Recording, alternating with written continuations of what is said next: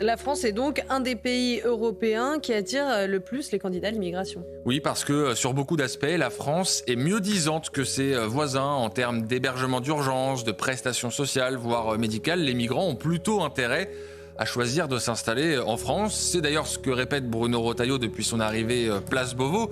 Le problème, c'est que les discours ne sont pas suivis d'actes. Les indicateurs qui sont à la main du ministre de l'Intérieur ont basculé pour certains dans le vert.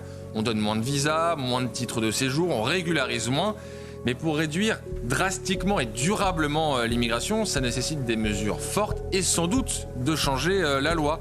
Qu'a décidé concrètement François Bayrou depuis qu'il a employé le terme de submersion migratoire? Absolument rien. Alors on voit que chaque déclaration provoque une polémique dans l'espace médiatique et on comprend finalement, on est condamné à ne rien faire.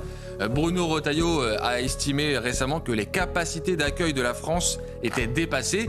Pour la même raison exactement, l'Autriche a par exemple décidé de revenir et de mettre fin au regroupement familial ici en France. Le même constat n'amène aucune décision politique. L'Europe entière est en train de revoir sa politique migratoire pendant que la France s'enferme dans un immobilisme incompréhensible et en total décalage avec les attentes des Français qui, sur la question de l'immigration, ont tranché le sujet depuis bien longtemps.